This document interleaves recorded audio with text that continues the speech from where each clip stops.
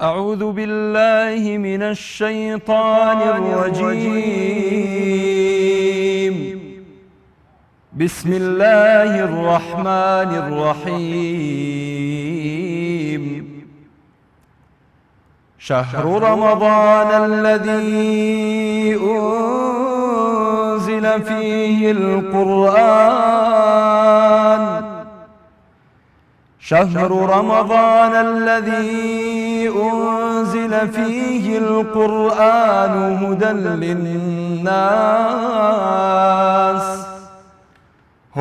للناس وبينات من الهدى والفرقان،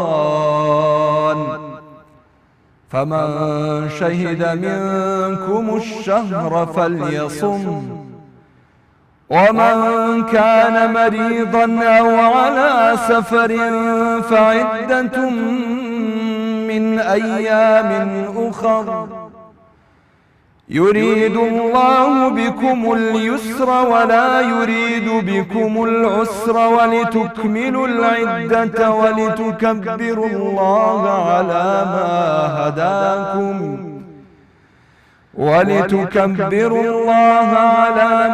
هداكم ولعلكم تشكرون.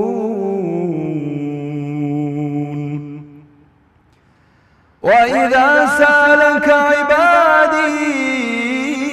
عني فإني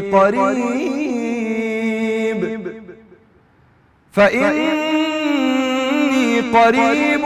أجيب دعوة الداع إذا دعان، فليستجيبوا لي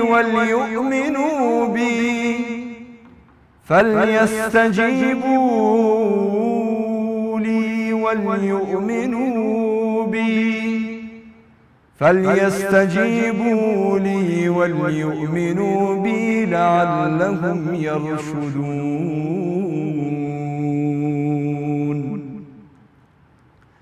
بسم الله الرحمن الرحيم. بناوی خوای بەخشندەی میهرەبان، بینەرانی بەڕێز و خۆشەویستی کەناڵی ئاسمانی پەیام، سەلام و ڕەحمەتی خواتان لێبێ. سوپاستان ئەکەین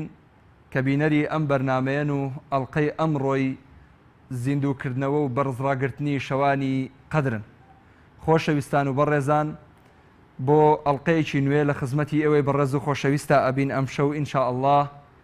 بۆ باسکردنی کۆمەڵێک بڕگە و بابەت کە پەیوەندیان بە زیندووکردنەوەی شەوی قەدر و ئەنجامدانی تاعەت و عیبادەت و دوعا و نزا و پاڕانەوە و قورئان خوێندن و کۆمەڵێک پەرستش کە پەیوەندیان بە شەوانی قەدر هەیە، کە داواکارین خوای گەورە بیکاتە توێشویەک بۆ قیامەتمان ئینشا ئەڵڵاه لە ئێمە و لە ئێوەشی قبوڵ بکا و ئەم ستافە ماندوونە ناسەی کە لێرە هاوکارمانن لەگەڵ میوانە خۆشەویستەکەمان هەر هەمومان جێگەی ڕەزامەندی خوای پەروەردگار بین ئینشا ئەڵڵاه. خۆشەویستان، میوانی ئەمڕۆمان پێکەوە بەخێری ئەهێنین، ئەویش بەڕێز مامۆستا هیوا شێخ تاهیرە کە ماستەری هەیە لە زانستەکانی قورئان و خوێندکاری دکتۆرایە لە نووسینەوە و ڕسمکردنی مصحەفی پیرۆز، قورئانی پیرۆز، کە کۆمەڵێک ئیجازە و بڕوانامەی بەدەست هێناوە و ئێستاش مامۆستای زانکۆیە و هەروەها پێشنێژ و تارخوێنیشە. مامۆستا هیوا گیان بەخێر بێی. سپاس دەکەین کە ئەم شەو لێرە ئامادە بووی. مامۆستا گیان، حەزەکەم پێشەوەی بچینە عمقی بەرنامەکەەوە پرسیارە لە جەنابەت بکەم. تا چەند پێت وایە ئەم عیبادەتێک کە ئێمە ئەنجامی ئەدەین ئینشا ئەڵڵاه خوای گەورە لێمانی وەرئەگرێ و لێمانی قبوڵ ئەکا؟ بسم الله الرحمن الرحيم. الحمد لله رب العالمين، وأصلي وأسلم على المبعوث رحمة للعالمين سيدنا وحبيبنا وشفيعنا محمد الأمين، وعلى آله وصحبه أجمعين إلى يوم الدين. اللهم علمنا ما ينفعنا وانفعنا بما علمتنا وزدنا علما. اللهم اغفر لنا وارحمنا وتب علينا يا رب العالمين. اللهم اختم بالصالحات آجالنا، وحقق بالزيادة آمالنا، واقرم بالعافية غدونا وآصالنا. اللهم إنك عفو تحب العفو فاعف عنا، اغفر اللهم لنا ولوالدينا ولأحبابنا ولزوجاتنا ولأولادنا وبناتنا، واغفر اللهم لجميع أحبتنا، آمين آمين يا رب العالمين. ئەم شەوانە زۆر پیرۆزن و دیارە لوبی عیبادەتەکانی ئێمە دیارە لەم شەوانەدا ئینشاءڵڵا ئەگەشێتەوە لە مزگەوتەکانی ماڵی خوای پەروەردگار و لە ماڵی موسڵمانان. دیارە ئەنوار و فیوضات و نزا و پاڕانەوەکانمان لەم شەوە پیرۆزانەدا بەرزە بێتەوە بەلای خوای پەروەردگار. داوا بکەین لە خوای تەعالا کە قبولی بکا بقبول حسن هەموو کردەوە و عیبادەت و شەو نوێژەکانمان و ڕۆژۆکانمان. خوای تەعالا ئینشاءڵڵا سەربەرزی دیوانی مەحشەرمان بکا لە خزمەتی محەممەد المستەفادا هەمومان کۆ بکاتەوە. اللهم ئامین. خوای گەورە سەلامەتت کە. مامۆستا گیان حەز ئەکەم ئەم شەو باسی اتصالێک یاخود پەیوەندیەک لە نێوان بەندەکان و خوای پەروەردگار بکەین، واتە میهرەبانی پەروەردگار بۆ بەندەکانی. خوای گەورە تا چەند لەگەڵ بەندەکانیان میهرەبانە و خوای گەورە تا چەند لە بەندەکانی خۆش ئەبێ و ئەم لێ خۆشبوونە لە چیەوە دروست ئەبێ و بەندەکانی چی بکەن بۆ ئەوەی خوای گەورە لێیان خۆش بێ.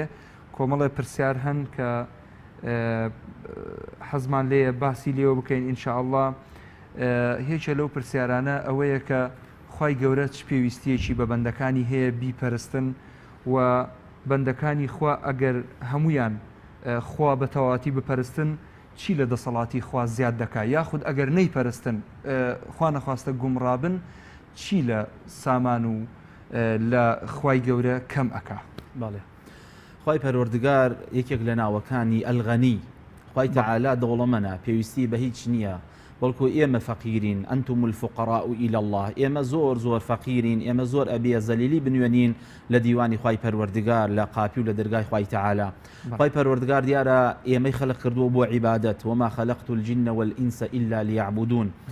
و ئەگەر هەرچی خەڵک هەیە لەسەر لە جیهانە ئێستا کە 7 ملیارە یان زیاترە یان کەمترە، هەر هەمویان عیبادەت بکەن، هەر وەکو چۆن لە حەدیثی صحیحی مسلمە هاتووە و شێخی نەوەویش لە 40 النەوەویە نەقلی کردووە: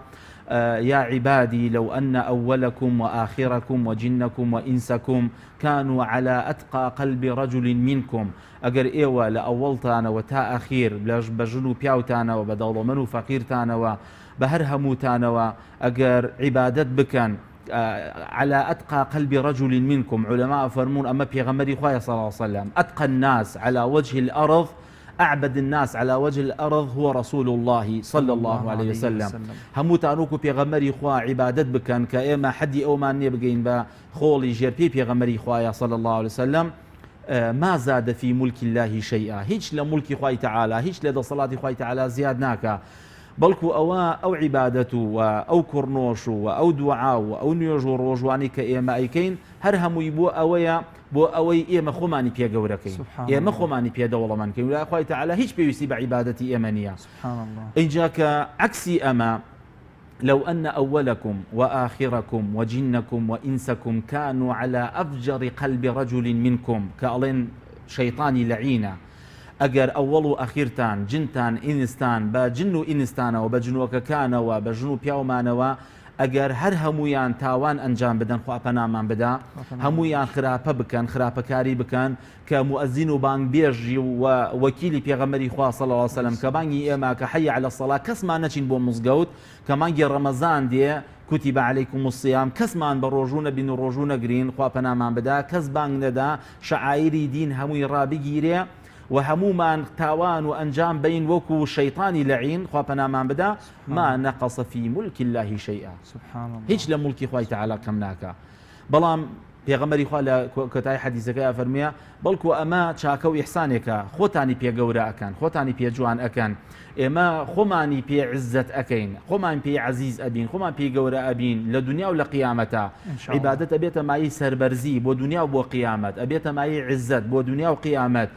هەر کەسێک بەخوای تەعالا عەزیز نەبێ، بەخوای تەعالا دەوڵەمەند نەبێ، بە ئەخلاقی ڕەسوول الله گیان خۆی جوان نەکا عەلەیهی سەڵات وەسەلام، ئەو کەسە بەڕاستی خۆی بچووکە. با هەرچی مڵکی دنیا هەیە هی ئەو بێ، با هەرچی سامانی دنیا هەیە هی ئەو بێ، هەرچی مڵکی سەر ئەمەرزای هی ئەو بێ، ئەگەر بە خوای تەعالی عەزیز نەبێ، خوای تەعالی گەورەی نەکا ئەو کەسە بچووکە. ئەم عیبادەت و شەو نوێژ و نزا و پاڕانەوەی کە ئێمە ئەیکەین، ئەم ڕۆژوەی کە ئێمە بە ڕۆژوو ئەبین، ئەمە نەتیجەی ئەعمالەکانمانە لە ڕۆژی قیامەتە ئەیبینینەوە لە دیوانی خوای پەروەردگارە، لە سەحائیفی ئەعمالمانە ئەیبینینەوە لە ڕۆژی قیامەتە بە ئیزنی خوا. کەواتە مامۆستا بەندەکان دەبێت چی بکەن بۆ ئەوەی ڕەزامەندی خوای گەورە بەدەست بێنن؟ بەندەکان ڕەزامەندی خوای تەعالی دیارە زۆر زۆر گەورەیە. یەک ئێمە لە سونەتە هاتووە پێغەمبەری نازدارمان عەلەیهی سەڵات وەسەلام فێرمان ئەکا بۆ ئەوەی ئێمە داوا بکەین کە خوای تەعالی مەسەلەن ڕازی بێ لێمان و ئێمەش ڕازی بین لە خوای پەروەردگار لە بەرنامەی خوا، ئەبێ بە ڕازی بین بە بەرنامەی خوا، ڕازی بین بە قەضا و قەدەری خوای تەعالی، ڕازی بین بەوەی خوای تەعالی دایوێتی بە من لە خۆشی و ناخۆشیدا، لە جوانی و ناشرینیدا، لە کاتی گەنجێتی و لە کاتی پیریدا، لە کاتی دەوڵەمەندێتی و لە کاتی فەقیریدا، ئەبێ من ڕازی بم بە خوای تەعالی. پێغەمبەری خوا ئێمەی فێر کردووە هەر کەسێک بەیانیان 3 جار ئێواران 3 جار بڵێ ڕەضیت بالله ربا وبالإسلام دينا وبمحمد صلى الله عليه وسلم نبيا ورسولا، أفرمي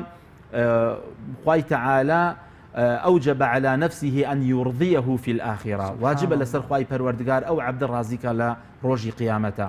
بۆیە ئەوانەی کە خوای تەعالیان لە خۆیان ڕازی کرد ئەوانن کە دائیمەن لە خزمەتی خوای تەعالادان، لە خزمەتی بەرنامەی خوای تەعالادان، لە خزمەتی مزگەوتەکانان، لە خزمەتی کەلام و فەرمودەکەی خوای تەعالادان کە قورئانی پیرۆزە،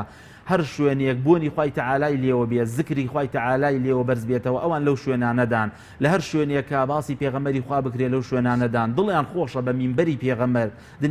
دڵیان خۆشە بە میحرابی ڕەسوول الله، دڵیان خۆشە بە مەنارە و مزگەوت، دڵیان خۆشە بە سونەتەکانی پێغەمبەری خوا صلی الله علیه و سلم، ئەوانە خوای تەعالی لە خۆیان ڕازیەکەن، خوای تەعالیش لەوان ڕازی ئەبێ، لەوانە ئەصحاب، لەوانە مهاجرین و ئەنصار، والسابقون الأولون من المهاجرين والأنصار رضي الله عنهم ورضوا عنه، أوانا خوای تەعالی ئەوانە ڕازی بوون بە بەرنامەی خوای تەعالی، خوای پەروەردگاریش لەوان ڕازی بوو. بۆیە لەوانەی کە هاتووە کە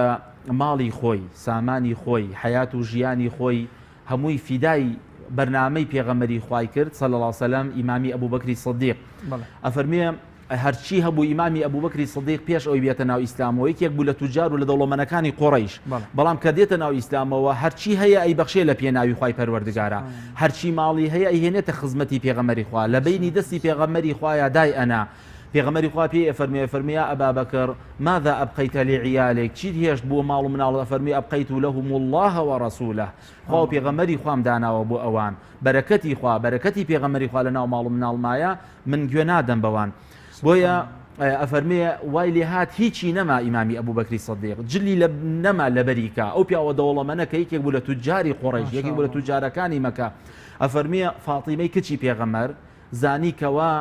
باس لە ئەبوبەکری سیدیقەکەن، ئەو پیاوە دەوڵەمەندە ئێستا فەقیر بووە بەهۆی ئەوەی کە هەرچی ماڵی بوو بەخشی لە پێناوی خوای تەعالادا، بۆ ئەوی ڕەزامەندی خوای تەعالا بەدەست بێنێ. ئەفەرمێ ئەو ڕۆژەی کە شوئەکە هەدیەیەکی بۆ هێنن، قوماشێکی جوانی بۆ هێنن، قوماشێکی ڕۆمی کە هەدیەی بووکێنی کچی پێغەمبەرە صلی الله علیه و سلم، کە ئەبیستێ ئیمامی ئەبوبەکر جلی لەبەران نییە بێ بۆ مزگەوت، هەر چۆن بڵێ هینەکەی ئەغێ قوماشێکی پێ ئەمێنێ، ئەو قوماشە جوانەی فاتیمە ئەینێرێ بۆ ئیمامی ئەبوبەکر، ئەفەرمی بۆی نوێژی پێوە بکە، کە ئیمامی ئەبوبەکر تۆزێ دوا ئەکەوێ لە مەجلیسی پێغەمبەر لەبەرەوەی جلی لەبەرانیە، قوماشە جوانەکەی کچی پێغەمبەر لەبەر ئەکا، فەرمی لەبەری ئەکا بە ئەوها وەکو عابایەک وەکو جوبەیەک لەبەری خۆی ئەکا و بە قامیشێک بە پەتێک وەکو پشتوێنێک ئەیبەستێ و ڕائەکا بۆ مەجلیسی پێغەمبەری خوا صلی الله علیه و سلم. خوای پەروەردگار ئەمە ئاگادارە لەسەر حەوت طەبەقەی ئاسمانەوە کە پیاوێک لە ئومەتی پێغەمبەر صلی الله علیه و سلم بە ناوی ئەبوبەکری سیدیقەوە لەبەر خۆشەویستی و لەبەر ڕەزامەندی خوای پەروەردگار هیچی نەماوە، جلی نەماوە لەبەریکە فاتیمەی کچی پێغەمبەر قوماشەکەی خۆی بۆ ئەنێرێ پێشەوەی ئیمامی ئەبوبەکر بگاتە مەجلیسی پێغەمبەری خوا، خوای پەروەردگار بە جوبرائیلی ئەمینە ئەو مژدەیە ئەگەینێ بە پێغەمبەری خوا صلی الله علیه و سلم. کە ئیمامی ئەبوبەکر دێ پێغەمبەری نازدارمان پێ فەرمێ یا ئەبا بەکری سیدیق ئەوە جوبرائیلی ئەمین هاتووە، ئەفەرمێ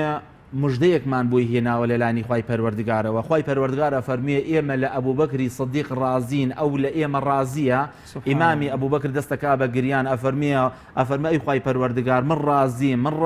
ڕازیم لە تۆ، ڕازیم لە بەرنامەکەی تۆ، ڕازیم لە پێغەمبەرەکەی تۆ، چۆن ڕازی نابن؟ جا بۆیە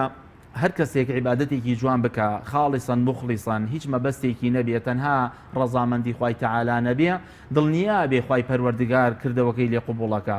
بۆیە مرتبەی ئیحسانمان هەیە ئێمە کە لە حەدیثەکە لە موسلیمە هاتووە کە عومەری کوڕی خەتاب ئەیگێڕێتەوە ڕەضی الله عنه و ئیمامە بەڕێزە ئەو کەڵە پیاوە کە باسی ئیسلام فەرمێ سێ بەشە: ئیسلام و ئیمان و ئیحسان. ئیحسان ئەوەی ئەن تعبد الله كأنك تراه فإن لم تكن تراه فإنه يراك. يعني ئێمە ئەبێ وان نوێژ بکەین کە ئەنەوە خوای پەروەردگار ئەمان بینێ، کە قورآنە خوێنین وا بزانین ئێمە گفتوگۆ و مخاطبە لەگەڵ خوای پەروەردگارە ئەکەین، کە بە ڕۆژووین وا بزانین کەوا ئەو ڕۆژوو بۆ خوای تەعالای گرنە. ئەبێ ئینسانی مسلمان ئەبێ بە دڵنیاییەوە بە مەحەبەت و خۆشەویستیەکەوە عیبادەت ئەنجام بەدا بۆ خوای پەروەردگار. کەواتە ئەمە سەبارەت بەوەی کە چۆن بتوانین خوای گەورە لە خۆمان ڕازیکەین، یاخود ئەو پەرستش و عیبادەتانەی کە ئێمە ئەنجامی ئەدەین ئەوە خاڵیسەن مخلیسەن بۆ خوای گەورە بێ، ئەوە ئینشاءالله وەگیراوە. دوای ئەوە چۆن بزانین کە خوای گەورە لێمانی وەرگرتووە، کە خوای گەورە لێمان ڕازیە؟ ئەو مؤشراتانە چین کە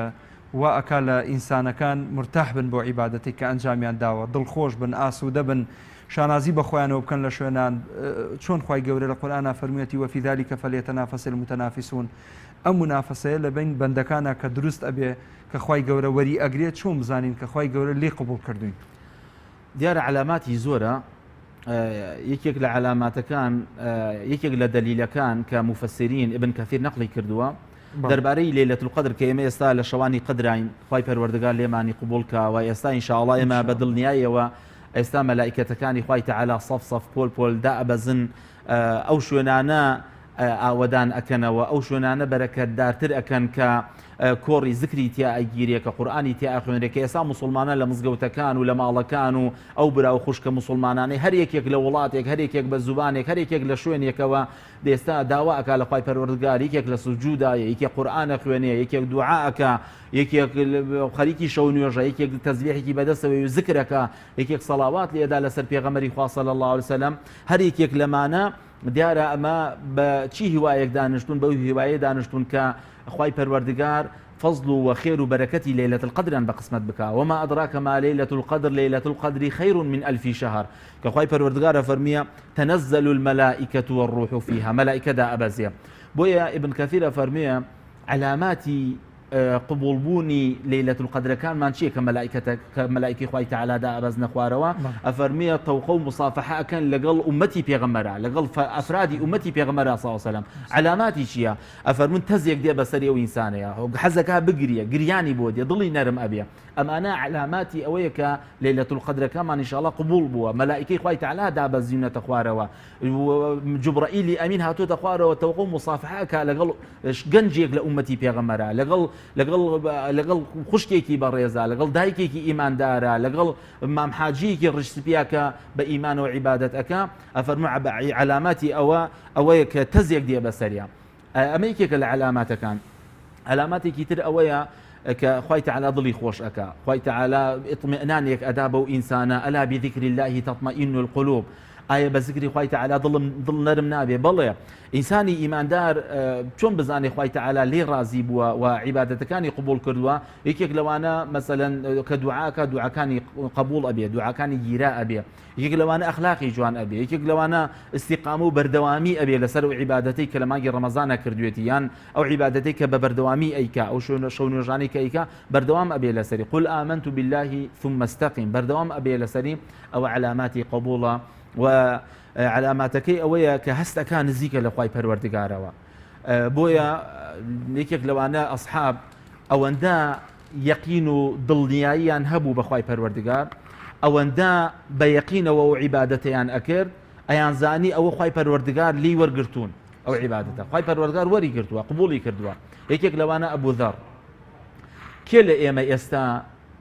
حەز بە مردن ئەکا؟ بەڵام کەسێک ئەگەر بزانێ کردەوەی چایکی نردووە بۆ قەبرەکەی حەزەکە بچێتە قەبرەکەیەوە لەبەرەوەی ئەزانێ ژیانی ناو قەبرەکەی خۆشترە لە ژیانی دنیای با لە قەسر و لە شوێنێکی خۆشی شابێ کێ حەزەکە بچێ مەسەلەن بمرێدا ببڕێ لە باوک لە دایک لە خۆشک لە برا لە خێزان لە ئەولاد بەڵام کەسێکەکە بزانێ عیبادەتێکی چاکی کردووە ئەزانێ ئەوەی لای خوای تەعالایە زۆر زۆر لەوە خۆشترەکە لە لای خێزانەکەی و لای دایک و باوکی و لە ناو ماڵەکەی خۆیان هەیە لەوانە ئەبوو ذەری غەفاری ئەبوو ذەر پێغەمبەری خوا صلی الله علیه و سلم پێی فەرموو یا ئەبا ذەر ماذا تحب حەز لە چییە حەز بە چی ئەەکەی حەز بە چی بکە ئەم پیاوە ئەم کەڵە پیاوە لەبەر ئەوەی دڵنیایە لای خوای تەعالا چی هەیە فەرموو یا رسول الله أحب الجوع وأحب المرض وأحب الموت حەز لەم شتیانە ئەەکەم حەز لە برسێتی ئەەکەم حەز لە نەخۆشی ئەەکەم حەز لە مردن ئەەکەم پێغەمبەری خوا صلی الله علیه و سلم فەرموو یا ئەبا ذەر کەس نییە حەز لەم شتانە بکە فەرموو یا رسول الله إن جعت رق قلبي ئەگەر برسیم بێ دڵم نەرم ئەبێ خوای تەعالایش ئەو کەسانی خۆش ڕێوێ کە دڵیان نەرمە وإن مرضت خف ذنبي ئەگەر نەخۆش بکەوم ئەوە گوناهەکانم کەم ئەبێتەوە ئەوە ئەبێتە مای کەفاری گوناهەکانم وإن مت لقيت ربي ئەگەر بمرم بلقاء خوای رب العالمين شاد أبا سبحان الله أما علامات قبوله بويا من أحب لقاء الله أحب الله لقاءه هركز حز بك بلقاء خوای تعالى خوای تعالى حز أكا بلقاء هركز برنامج خوای تعالى خوش بي خوای تعالى حز لأكا هركز يك حز بك بلاي خوای پروردگار خوای تعالى حز أكا وعبد بك بلاي خوای پروردگار دەست و چاوت خۆش بێ پێمان خۆشە ناوە ئەوە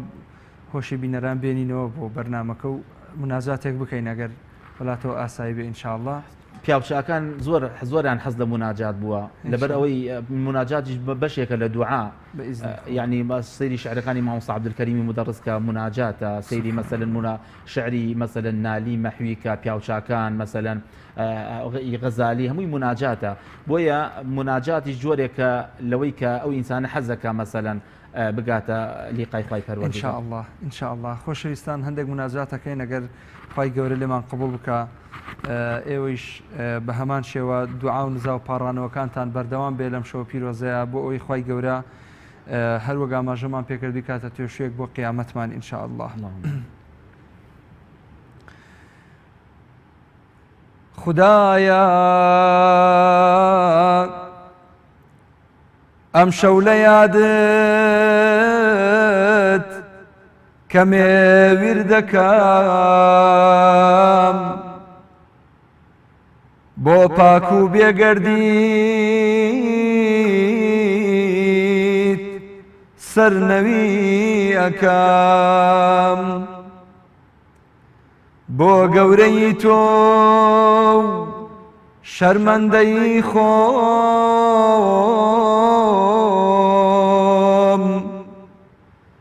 بۆ گەورەی تۆ شەرمەندەی خۆم سینەی گڕاویم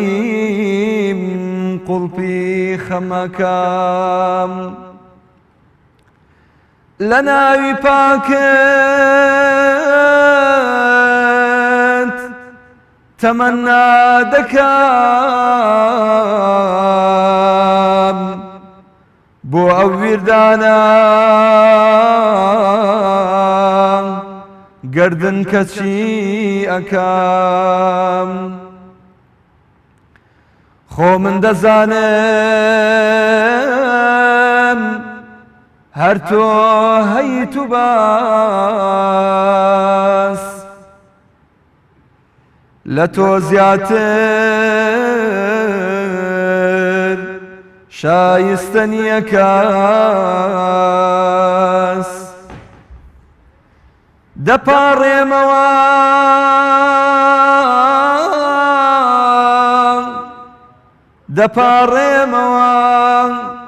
لە دەرگای خودا دەپاڕێمەوە لە دەرگای تۆ ئەی خودا لە خودی خۆتە نزام بۆ تۆ ئەی خودا چونکە ئەی خودا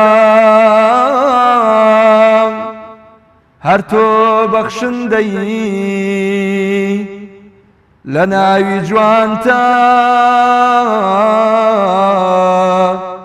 خۆت هەموو ڕاستیەک دەدەی دەسا لێم خۆش بە دەسا لێم خۆش بە خوای پەروەردگار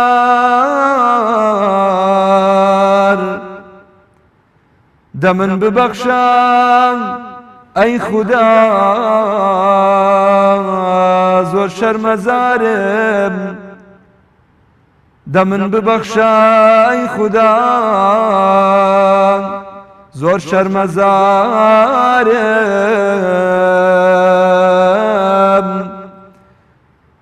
دەسوم ڕووی شەرمەندەیم لە گۆڕی زگارم خودایە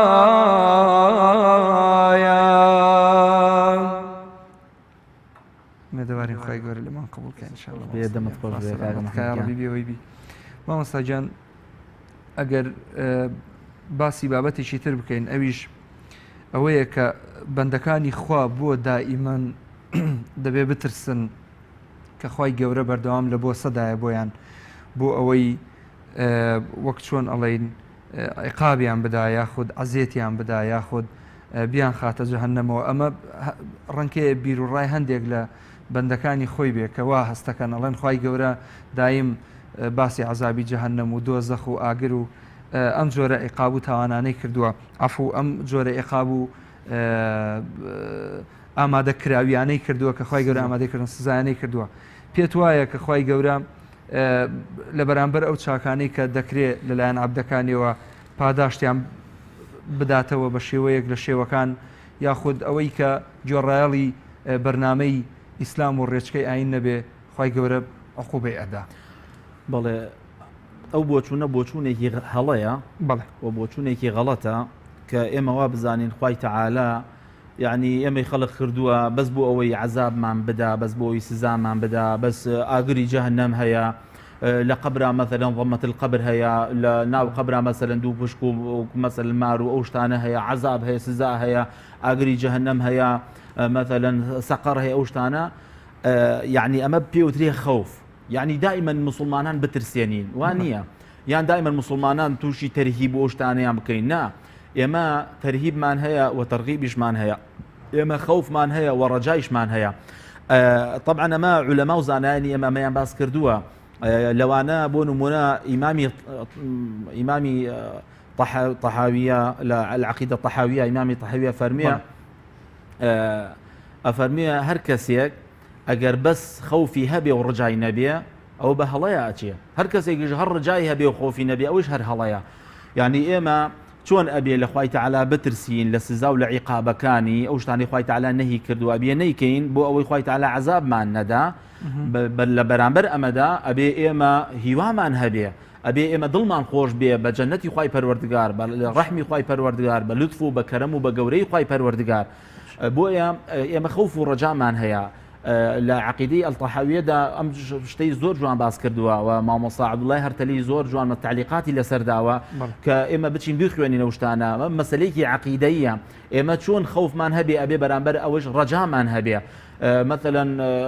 قل يا أيها الذين أسرفوا على أنفسهم لا تقنطوا من رحمة الله إن الله يغفر الذنوب جميعا إنسان ما دام إيماني هبيا ما دام عقيده كخوي تعالى وحده لا شريك له ما دام إيمان وعقيده بنبوتي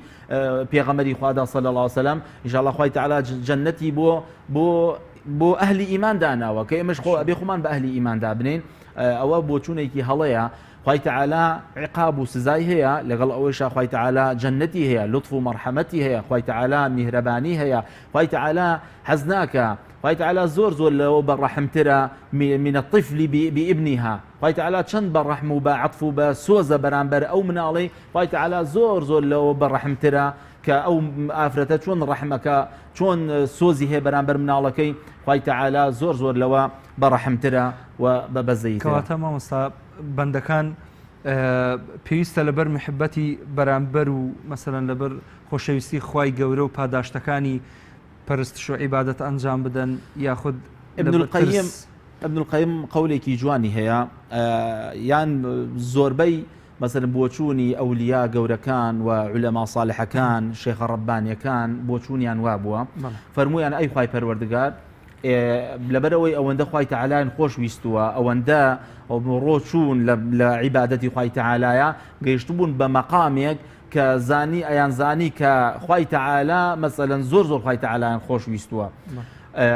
لەوانە ابن القەیم ئەفەرمووی خوای پەروەردگار من عیبادەتت بۆ ناکەم بۆ ئەوەی مەسەلەن سزام بدەی بە ئاگری جەهەنەم و عیبادەتش بۆ ناکەم بۆی داخلی جەنەتم بکەی بەڵام خۆشەویستی و میهرەبانی و گەورەی تۆ وام لێکا کە من عیبادەت بکەم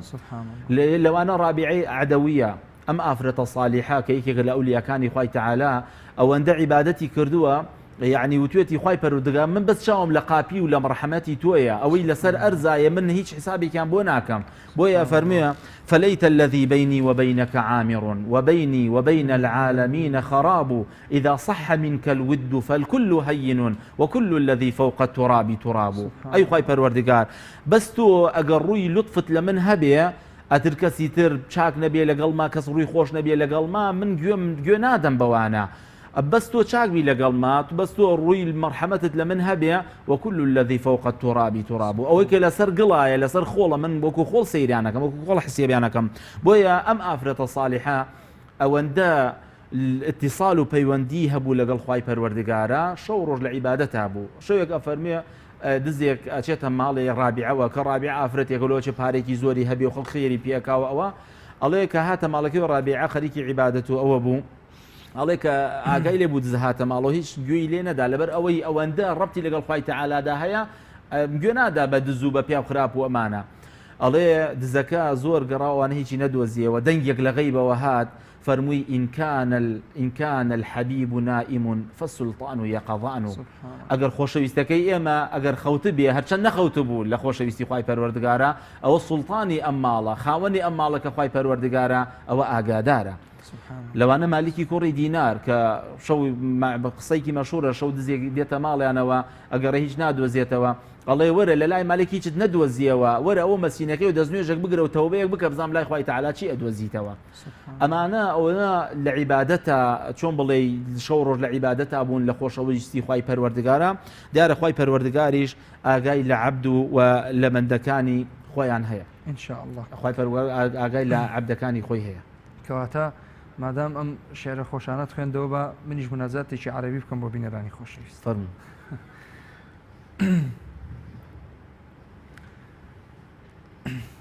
إلهي إلهي سمع العابدون بجزيل ثوابك فخشعوا إلهي سمع العابدون بجزيل ثوابك فخشعوا وسمع الزاهدون بسعة رحمتك فقنعوا وسمع المولون عن القصد بجودك فرجعوا وسمع المجرمون بسعة غفرانك فطمعوا وسمع المؤمنون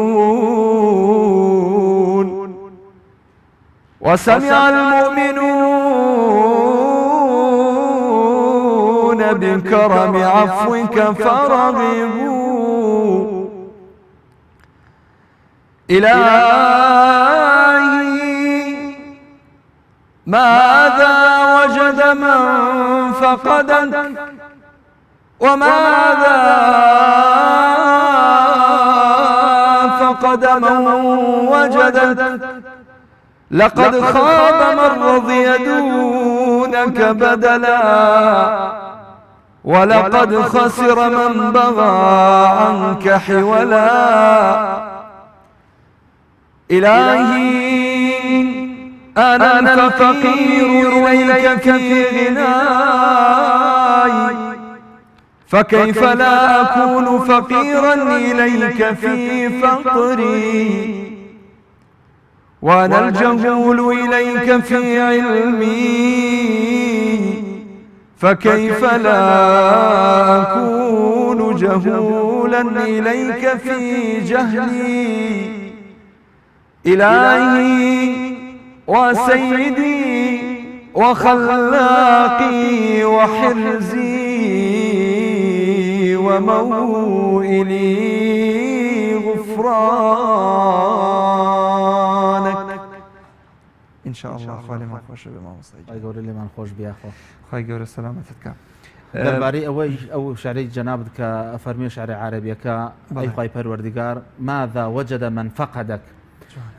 هەر کەسێک خوای پەروەردگار ونکە و ڕێگای خوای پەروەردگار ونکە و ڕێگای خوای تەعالا ئەگەر نەدۆزیێتەوە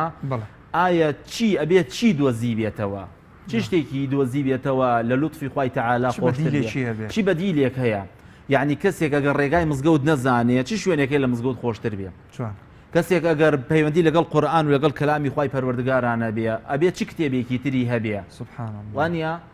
ئەگەر کەسێک فەرمودەی پێغەمبەر و ئەخلاقی جوانی پێغەمبەر و ئەخلاقی جوانی ئیسلامی نەبێ ئایا ئەبێت چی ئەخلاقێکی هەبێت چی بەرنامەیەک هەڵگرێ بۆیە ئێمە دڵمان خۆشە کە الحەمدولله ئێمە شوێن کەوتەی ڕێبازە جوانەکەی محەممەد المستەفاین ئەگەر چی تەقسیرێکیشمان هەبێ ئەگەر چی بە پێی پێویست عیبادەتمان نەکرد بێ بۆ خوای تەعالا ئەبێ ئێمە ئینشاءالله بە هیوای ئینشاءالله دوا ڕۆژێکی پڕشنگدارین لە خزمەتی خوای پەروەردگارە لە خزمەتی حەزرەتی ڕەسوول اللهدا ئینشاءالله داوا بکەین خوای تەعالا هەمومان کۆ بکاتەوە لەگەڵ خۆشەویستانمانە لەگەڵ دایک و باوکەکانمانە لەگەڵ شێخ و مامۆستاکانمانە لە جەنەتی خوای تەعالادا لە خزمەتی محەممەد المستەفادا صلی الله عليه وسلم مامۆستا عەبدولکەریمی مودەڕیس شعرێکی جوانی مەولانای ڕۆمی کردووەتە کوردی کە شێخی مەولەوی شتێوای نووسیوە کە دەربارەی ئەو کەسانی کە تاوانبارن کە مەسە خۆیان بە ڕوڕەشی دیوانی خوای تەعالا ئەزانن لەگەڵ ئەوەیشا دڵیان خۆشە بە مەرحەمەت و بە لێخۆشبوون و بە غوفرانی خوای تەعالا بۆیە دلیلی چی هێنێتەوە بەڵگەی چی هێنێتەوە ئەڵەیە تۆ ئەگەر سەردانی پیاوێکی کەریم و خانەدان بکەی ئەگەر بچی بۆ ماڵەکەی تۆ بچی بۆ میواندارەتی ئایا گۆشت و تەماتە و زەڵاتە و مەسەلەن مقەبیلات و گۆشت و برنج لەگەڵ خۆتا ئەبەی خاوەن ماڵ ئایا دەرت ناکە ناڵێ بۆ تۆ بۆچی هاتووی خۆ بۆ ماڵێک نهاتوی خوان و خواستە ماڵێت تۆ بۆ ماڵێکی خانەدان هاتووی سفرەی هەیە سینی هەیە تۆ هاتووی لێرە نان خۆی بۆشت لەگەڵ خۆتا هێناوە بۆیە ئەفەرموویە یا کەریم ئامان کێ عادەت کردن یا کەریم ئامان کەریمە بەستی خوای پەروەردگارە یا کەریم ئامان کێ عادەت کردن توێشەوە دەرگای کەریمان بەردەن کەی عادەتە تۆ بڕۆی بۆ ماڵێکی کەریم و سەخی و خانەدان شت لەگەڵ خۆتا بەری ئەی خوای پەروەردگار ئەگەر منیش بەندەیەکی گوناهبارم بەڵام زەعیف و زەلیلم هاتوومەتە بارەگا دەوڵەمەنەکەی تو ئەی خوای پەروەردگار ئەگەر شتێکیشم لەگەڵ خۆمانە هێنا بێ عیبادەتێکی زۆر تۆ بە گەورەی خۆت لێم خۆش بن سبحان الله دەست و چاوت خۆش بێ خی گەورە پاداشت باتەوە ئینشەڵڵا مامۆستا گیان باسی ئەخلاق و ڕەوشتت کرد کاریگەری محەبەتی خوا بۆ بەندەکانی ڕنگدانەوەی هەیە لەسەر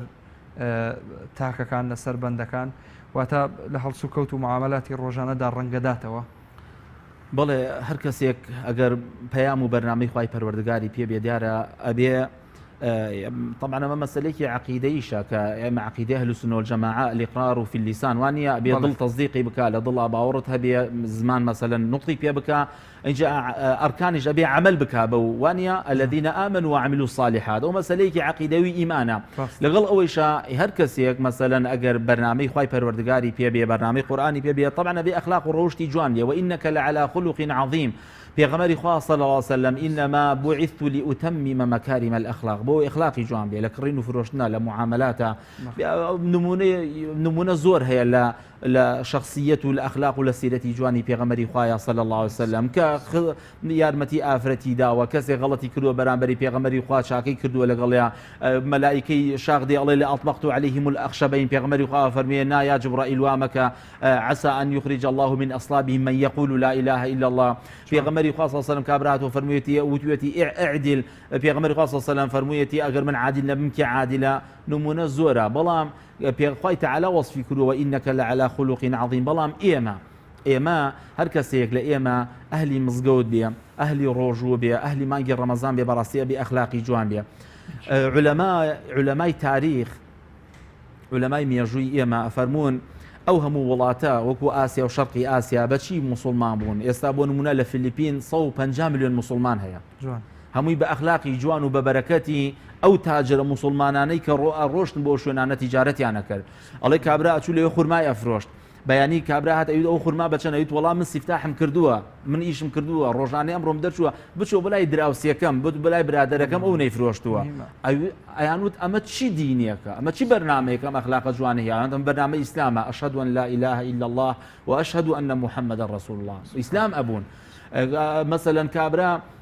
ئەچوو مەسەلەن بۆ شتێک مەسەلەن یارمەتی ئەدا ئەمە ئەم ئەخلاقە جوانە بەڕاستی ئەبێ گەشە بکا لە ناو ئێمەدا ئێستا ئێمە بەداخەوە کابرا لە مزگەوتە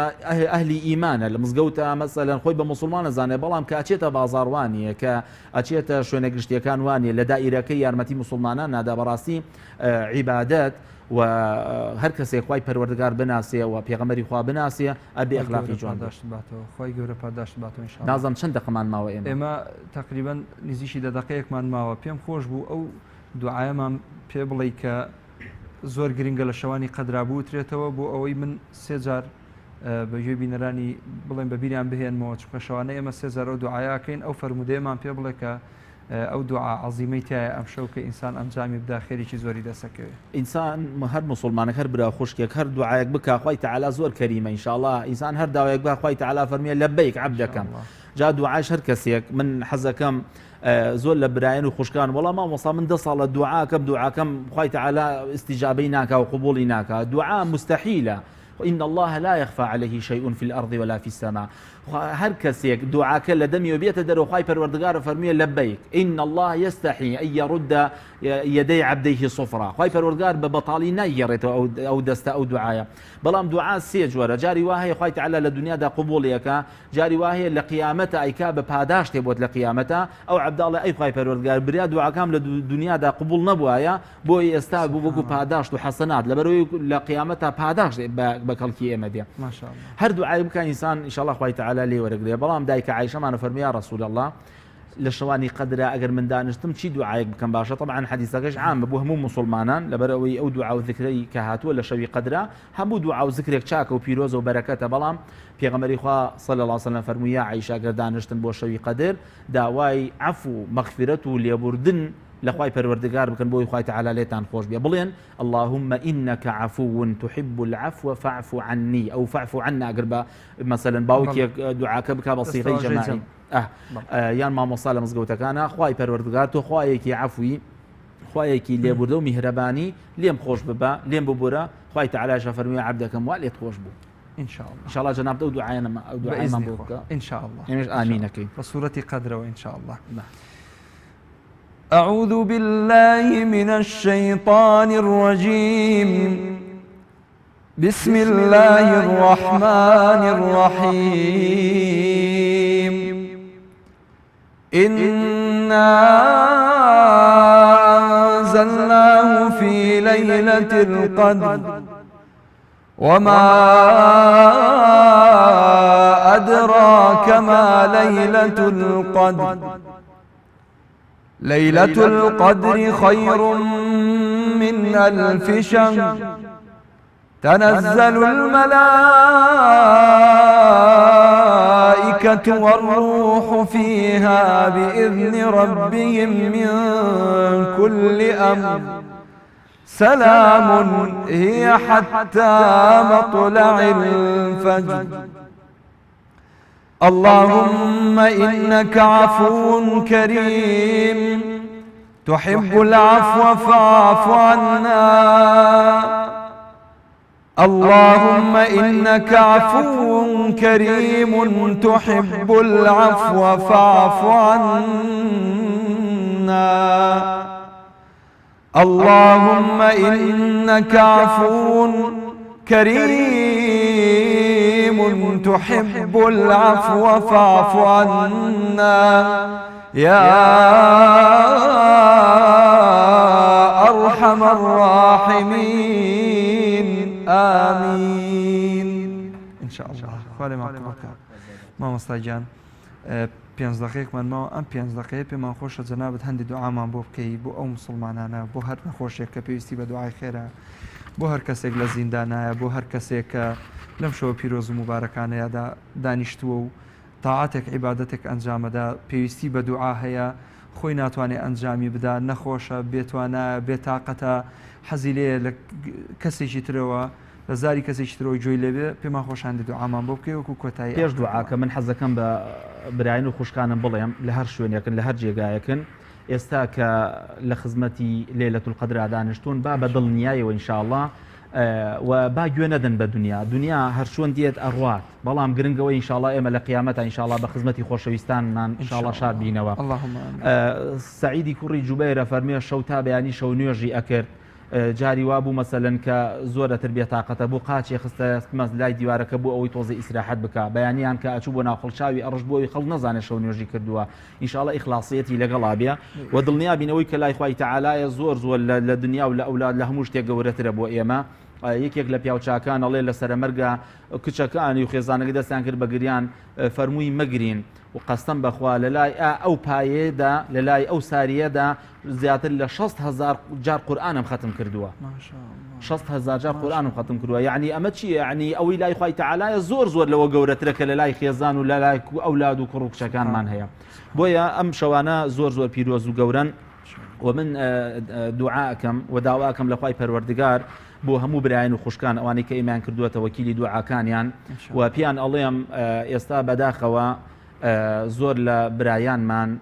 هەر یەکێک لە شوێنێکن زروفای لێکردوون هەندێکی لە ئەوروپایە هەندێکی مەسەلەن هجرەتیان کردووە ئێستا لەوەچێک گویان لێمان بێ دوعا بۆ ئەوانەکەین کە زۆربەیان ئێمەیان کردووەتە وەکیلی دوعاکانیان زۆر لە ئەهلی مزگەوت و جەماعەت ئەو گەنجە خۆشەویستانەمان داوایان لێکردین کە دوعایان بۆ بکەین دوعامان بۆ کردن الحەمدلله بە سەلامەتی گەیشتونەتە ئەوێ و داوا بکەین خوای تەعالا ثەبات و ئیستیقامەیان پێ ببەخشێ و پێشمان خۆشە کە ئێمە لەگەڵ ئێمە یا بوایان و لە خزمەتیان نابین بەڵام ئینشاءالله خوای تەعالا لەسەر مەحەبەت و خۆشەویستی کۆمانەکاتەوە. حەزەکەم بە دووسێ دێق شەعر بۆ خۆشەویستانم بڵێم کە هەر یەکێک لە شوێنێکن و هەندێک لە شار و شارشتەکانی کوردستان ئێستا بەڕاستی لە معاناتان لەوانە شاری خۆشەویستم و شاری شاران کە ئەگەر مەسەلەن خەڵکی مەسەلەن کوردستانیان ئەگەر فەخر و شانازی بە کۆبانیەوە بکەن کۆبانی کوردستانی ئێمە شاری دووس خورماتووە کە ئەو گەنجە خۆشەویستانم کە هەمووی برای منن چاوێن ماچەکەم ئێستا ئەو برا پێشمەرگانەمان کە ئێستا لە بەرەکانی شەڕان لەوەچێک گویان لێمان بیان گویان لێمان نەبێ ئەوانە هەمویان مڕابطن ئینشاءالله ئەوانە مجاهدن ئێستا ئینشاءالله خوای تەعالا ئەو چاوە ناسووتێنێ کە حرەسیات ئەگرێ لە پێناوی خوای تەعالا لە پێناوی خاک و نیشتیمانە پیان ئەڵێم کە ماوەیە کە دابڕاوین لە یەک هەر یەکێک لە شوێنێک و لە جێگایەکن پیان ئەڵێم يا غائبين أي أو كساني كغائب اليمان بيان الله يا غائبين بك الزمان لبعدكم فهل لنا بعد الغياب لقاء اشتقنا لكم يا ليتنا لم نفترق فالبعد فيه مذلة وشقاء لا تقطعوا سبل المودة بيننا فإن القلب يفرح باللقاء عهد سنبقى دائما في ذكركم وعهد الحر يتبعه الوفاء قل للأحبة في الأعماق ذكراكم يمضي الزمان ونبض القلب يهواكم جاءتكم محبتنا والشوق يحملها لا خير فينا إذا يوما نسيناكم لا خير فينا إذا يوما نسيناكم خير لإيما دا نبي أقر روجيك خوشويستان من لياد بكين لدعاو لباران وكان مانا دعوا بكين لخواي پروردگار يا الله يا رحيم يا رحمن نسألك اللهم باسمك الأعظم ونسألك بأسمائك الحسنى وصفاتك العلى أن تغفر لنا ذنوبنا يا رب العالمين يا ربي خواي لمن خوش ببي لبرا خوشك كان من خوش بي يا رب العالمين لجناهي دايك باوك من خوش بي لجناهي مردو كان من خوش بي يا رب العالمين يا ربي خوايا لا خيرات لبركات لفيوضات ليلة القدر ببش مع نكي يا ربي خوايا سربرزي دنيا وقيامت من بكي يا ربي خوايا علم نافع من ببخشي لدنيا دا إصلاحي حال من بكي يا ربي خوايا ببهانا ما نوا يا ربي خوايا مسلماني كي زور لذلتا يا مسلماني كي زور لنا خوشي دايا مسلماني كي زور لنا هامتي دايا برا خوشكێکی زۆر لە کێشە و لە مشکلەدایە لە نەخۆشیدا یا ربی خوای بێ بەهانامانەوە یا ربی خوای دوعاکانمان قبول بکە یا رب العالمین یا الله یا رحمان و یا رحیم یا شافی شفای برا خوشکەکانمان بدەی یا ربی خوای عاقبەتی پیرەکانمان بەخێر بگێڕی یا ربی خوای هیدایەتی گەنجەکانمان بدەی ئیصلاحی حاڵمان بکەی یا ربی خوای ئەو برا خوشکانی کە کاتی زەواجیانە یا ربی خوای زەواجی صالحان بە قسمەت بکەی ئەو برا خوشکانی کە زەواجیان کردووە و مناڵیان یا ربی خوای ئەولادی صالحان ڕزقیان پێ عطا بکەی ئەوانەی مناڵیان هەیە ڕبی خوایە بۆیانی حفظ بکەی و بۆیانی صالح بکەی یا إله العالمین یا ربی خوایە لە بەرەکاتی لەیلەة القدر بێ بەشمان نەکەی ئێمە یەکێک بین لەو کەسانی کە لە دەرگای ڕەیانەوە بانگمانەکەی بۆ جەنەتی پان و بەرینی خۆت یا رب العالمین ئێمە یەکێک بین لەو کەسانی کە لەم مانگە پیرۆزەدا ئازادیان ئەکەی لە ئاگەری جەهەنەم یا ربی خوددایە چۆن لێرەدا کۆت کردوینەتەوە لە مزگەوتەکانی ماڵی خۆتا لە شوێنە پیرۆزەکانە ئاوها لە خزمەتی خۆشەویستانمانە لە خزمەتی محەممەد المستەفادا هەر هەمومان کۆ بکەیتەوە لە گوناهی مامۆستا و شێخەکانمان خۆش بی یا رب العالمین یا ربی خوایە ئێمە بکەیتە سەدەقەیەکی جارێ بمانکەیتە بەرەکەت بۆ خاک و وڵات و نیشتیمانمان بۆ کوردستانی ئازیزمان ئامین ئامین والحمد لله رب العالمين. بەڵێ بینەرانی بەڕێز و خۆشەویست بە ناوی ئێوەوە سوپاسی جەناوی مامۆستا هیوا ئەەکەم زۆر سوپاست ئەەکەم مامۆستا ئەگەر دواوتت هەبێ زۆر بە کورتی کاتمان کەم ماوە پێشکەشی بینەرانی خۆشەویستی بکەیت و دواتری ژێمەدەینە کۆتایی بەرنامەکەمان. والله تر تحروا ليلة القدر پێغەمبەری خوا فەرمی صلی الله علیه و سلم لە بوخاری هاتووە ئەم شەوانە زۆر پیرۆزن لە دەستی خۆمانی نەدەین كات الروا الوقت كالسيف إن لم تقطعه قطعك إن شاء الله دانش لمشوا بيروزانا دا دعاء زور مهمة قرآن خوندن مهمة شونوج مهمة ولكاتي سجدة دا دعاء بكن إن شاء الله خوي تعالى لماني ورقري وخاز يوجباته وأبراينا ولقلهم مسلمانانا بالله بنراني برزو خوشويست لێرەدا بەم شوەیە هاتینە کۆتایی ئەڵلقەی ئەم شەومان خی گەورە عمر باقی بدا ئینشاءالله سبەی نێدەینەوە خزمەتان بۆ پێشکەشکردنی ئەڵلقەیەکی نوێ لە بەرنامەی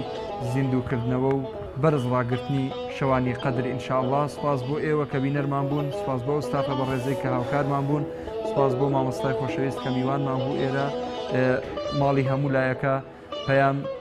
کەناڵی ئێوەیە و ئێوەی خۆشەویست هەمیشە بینەری پێیان بن زەرمەند نابن ئینشاءالله سپاس بۆ ئێوە دووبارە کاتێکی خۆش بەسەلام عەلەیکم وەرەحمەتوڵڵاهی وبەرەکاتوه.